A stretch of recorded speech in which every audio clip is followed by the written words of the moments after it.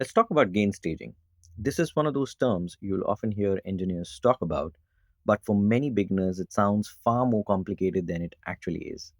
Mostly because the explanation tends to miss the core idea behind it.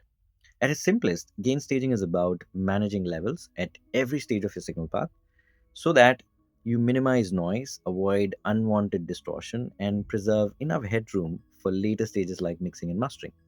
In other words, it's about making sure your signal stays clean, controlled, and workable throughout the entire process. So, the first thing to understand is that every piece of equipment or even every process inside your door has an optimal operating range. There's a point where the signal becomes too weak, where it starts getting close to the noise floor, and there is a point where the signal becomes too hot, where it starts clipping and distorting. Good gain staging simply means working comfortably between those two extremes.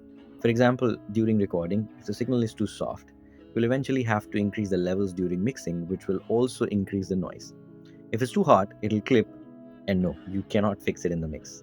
So the goal is fairly simple: record at a healthy level that gives you good signal to noise ratio while still leaving enough headroom that can be utilized later on. Now, the same idea continues during mixing as well. A very simple discipline I follow is this: nothing should clip anywhere in the signal path.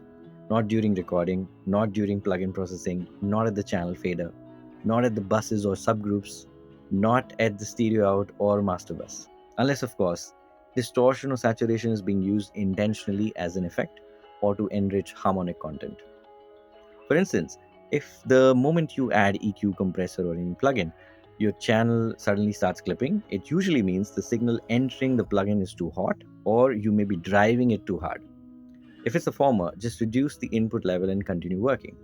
If it's the latter, look to reduce the level inside the plugin. And honestly, that's mostly what gain staging is about: simply locating the stage where the problem originates or might originate and controlling the level entering the next stage. You'll often see tutorials talking about very specific numbers or target levels for specific instruments, but mixing is extremely context dependent. Every production is different, every arrangement is different, and every element interacts differently. And the reality is that anyone can make mistakes while knowing all of this jargon. The real ability lies in finding solutions to tackle them or simply calling them out and fixing them at the source.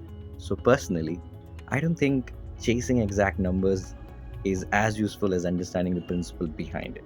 Once you understand why gain staging matters, you'll start doing it almost subconsciously while working. And that's really the goal. I hope this helped. I'll see you in the next one. Thank you.